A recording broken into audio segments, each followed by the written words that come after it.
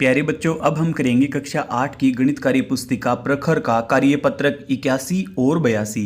पहला प्रश्न है, घातांकों के नियमों का प्रयोग करते हुए सरल कीजिए और उत्तर को घातांकीय रूप में लिखिए। पहला भाग, यहाँ पे आधार सेम है, 2 की घात 7, 2 की घात 2 और 2 की घात 6।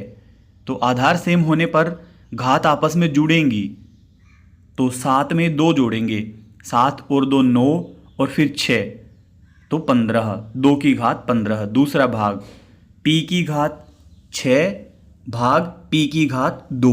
तो यहाँ पे भी आधार सेम है और जब भाग होता है आपस में तो घात माइनस होती है, तो p की घात रहेगी 4, माइनस होने पर p की घात होगी 4।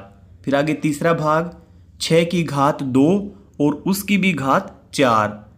फिर इनकी घात के ऊपर घात है ये, तो आपस में मल्टीप्लाई होगी जब घात के ऊपर घात होती है।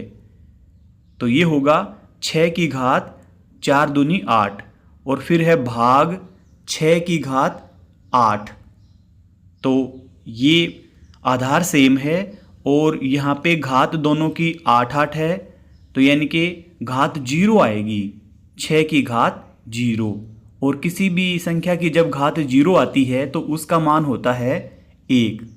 फिर आगे है चौथा भाग, y की घात 20 भाग y की घात 2। तो यहाँ पे आधार सेम है, पहले हम इसको ही हल करेंगे। तो 20 में से 2 घटाएंगे तो y की घात रहेगी 18, y की घात 18, क्योंकि उन दोनों के बीच में भाग है, भाग होने पे घात घटेंगी। फिर गुना y की घात 5। तो अब यहाँ पर भी आधार सेम है, तो y की घात जुड़ेगी क्योंकि गुणा है, 18 और 5 होगा 23। दूसरा है, निम्नलिखित गणितीय कथन सत्य है या असत्य, अपने उत्तर का कारण भी लिखिए। पहला, यहाँ 5 की घात 3 और 3 की घात 5, यहाँ पे 5 की घात 3 को बड़ा बता रखा है, ये असत्य है। इसका कारण ये होता है कि 5 की घात 3 यानी कि 125 होता है और 3 की घात 5 ये 243 होता है, तो 243 बड़ा होता है। तो ये कारण है कि ये असत्य है, 125 से 243 बड़ा होता है। फिर आगे दूसरा भाग, 6 की घात 5 गुणा 5 की घात 5 बराबर 30 की घात 5, ये सत्य है। ये एक घातांकीय नियम है, घातांकीय नियम, ये घातांकीय नियम के अनुसार है। घातांकीय नियम a की पावर m इंटू b की power m is equal to a b दोनों की पावर m। फिर आगे है तीसरा भाग, 108 इसकी घात 0 को बड़ा बता रखा है, 108 की घात 0 से बड़ा बता रखा है 1080 की घात 0 को, तो ये असत्य है। इसका कारण ये है कि किसी भी संख्या की घात जब 0 होती है तो उसका मान 1 होता है, तो दोनों तरफ यहाँ पे 1 1 है। फिर चौथा भाग, 2 की घात 5 गुणा 5 की घात 5 बराबर 10 की घात 10, यह कथन असत्य है। इसका कारण ये ऊपर वाला नियम ही है जिसमें हमने बता रखा है कि घातांकीय नियम होता है a की घात m गुणा b की घात m बराबर होता है a b इनके पूरे की घात m। ये इस नियम के अनुसार नहीं है। घातांकीय नियम a की घात m गुणा b की घात m बराबर a b की घात m के अनुसार नहीं है। फिर अगला करेंगे हम तीसरा भाग, तीसरा सवाल, निम्नलिखित संख्याओं को मानक रूप में व्यक्त कीजिए। मानक रूप में व्यक्त करने के लिए हम जो हमारा गैर शून्य पहला अंक होता है उसके तुरंत बाद में हम दशमलव लगाते हैं। तो यहाँ पे 7 के बाद में यहाँ पे शून्य थी 7, तो हमने 7 गुणा 10 करके इसकी घात कर दी 7। फिर दूसरा, यहाँ पे हम करेंगे 8.5 6 3 2 7 6 3 और दशमलव खिसकेगा यहाँ तक, तो ये अंक होंगे 1 2 3 4 5 6 और 7। तो यहाँ पे 7 अंक दशमलव खिसकेगी तो 10 की घात 7 करेंगे। अगला है यहाँ पे 57,692.86। तो 5 के तुरंत बाद में हम दशमलव लगा देंगे, फिर 7, 6, 9, 2, 8, 6। अब देखेंगे हम दशमलव का अंक कितनी आगे सरकेगा। 1, 2, 3, 4, तो 10 की घात कर देंगे 4। अगला है यहाँ पे दशमलव खिसकेगा यहाँ पे 3 स्थान तक, तो 7.0000003, तो हमने 3 स्थान खिसकाया है, तो 10 की घात 3।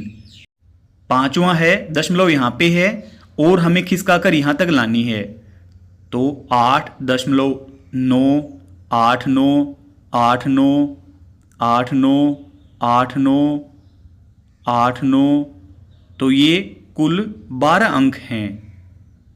1, 2, 3, 4, 5, 6, 7, 8, 9, 10, 11, 12, तो कुल 12 अंक हैं।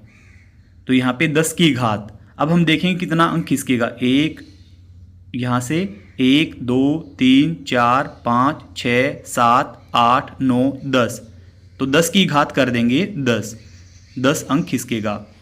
फिर आगे 61,892.652, तो यहाँ पे है दशमलव और हमें यहाँ तक लाना है, तो 6.1892652, तो 1, 2, 3, 4, तो 4 अंक खिसकेगा दशमलव।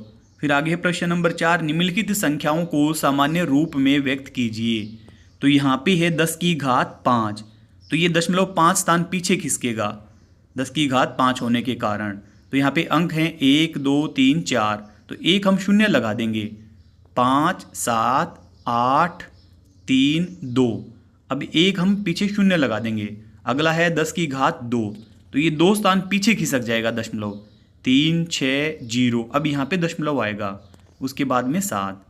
तीसरा भाग है, यहाँ पे 8 की घात है, यहाँ पे 10 की घात है 5, तो यह 5 स्थान पीछे खिसकेगा।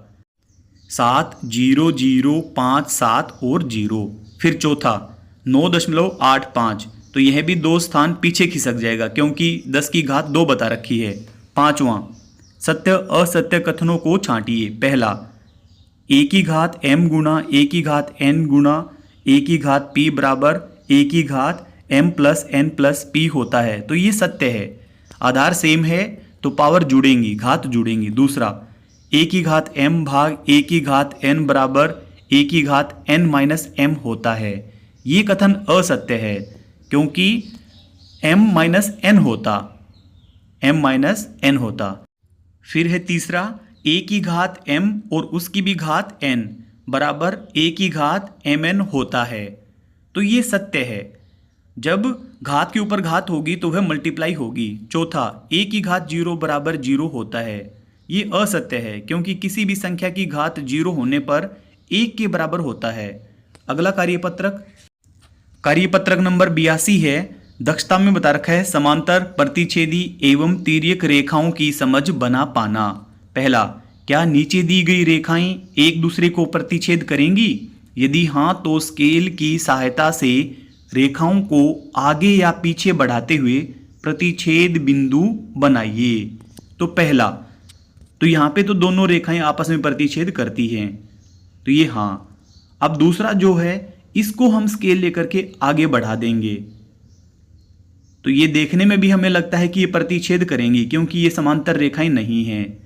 तो दोनों रेखाओं को हम आगे बढ़ा देंगे तो ये लगभग यहाँ पर आके प्रतिच्छेद करेंगी, तो ये प्रतिच्छेदी रेखाएं हैं। अब तीसरा, यहाँ पे समांतर रेखाएं हैं, समांतर रेखाओं के बीच में दूरी हमेशा बराबर होती है, तो ये आपस में प्रतिच्छेद नहीं करेंगी। अब चौथे में इन लाइनों को दोनों को आगे बढ़ा देंगे स्केल की सहायता से। ये काफ़ी दूर जाके प्रतिच्छेद करेंगी, परंतु प्रतिच्छेद जरूर करेंगी, काफ़ी पीछे की तरफ जाकर प्रतिच्छेद करेंगी, तो इनको हम कह सकते हैं कि प्रतिच्छेदी रेखाएं हैं। हाँ, यहाँ पे भरेंगे हाँ।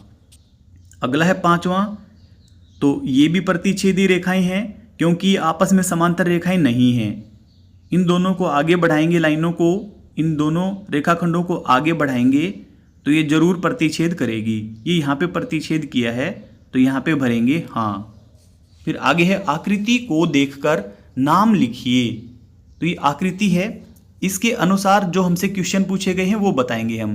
प्रतिच्छेदी बिंदुओं के नाम, तो एक्स, एल और ई, और नीचे भी हैं एम, एन। फिर है रेखाखंडों के नाम, तो रेखाखंड यहाँ पे ए बी और नीचे सी डी, नीचे सी डी। वैसे तो इसमें ये पी क्यू ये भी हैं, परंतु ये प्रतिच्छेदी रेखाएं हैं, इनका नाम हम आगे लिखेंगे प्रतिच्छेदी रेखाओं के नाम में। तो प्रतिच्छेदी रेखा पी और क्यू। फिर नीचे है समांतर रेखाएं, तो यहाँ पे दो समांतर रेखाएं हैं ए बी और सी डी, ए बी और सी डी, यहाँ पे दो समांतर रेखाएं हैं। फिर अगला है रेखाखंडों के नाम, तो यहाँ पे रेखाखंड A B, B D, D G, D G, G I, G I, इसके बाद आई एच, और फिर A C, A C, C F और एफ एच, एफ एच। समांतर रेखाखंडों के नाम, तो यहाँ पे दो हैं ए जी और सी आई, और सी आई, सी आई। एक प्रतिच्छेदी रेखा का नाम, तो यहाँ पे ये है डी एफ, डी एफ। इस वीडियो के डिस्क्रिप्शन में आपको मिलेंगे हिंदी, गणित और अंग्रेजी तीनों विषय की वर्कबुक का लिंक। तो लिंक पर क्लिक करके आप पूरी वर्कबुक का हल एक साथ देख सकते हैं। Thank you.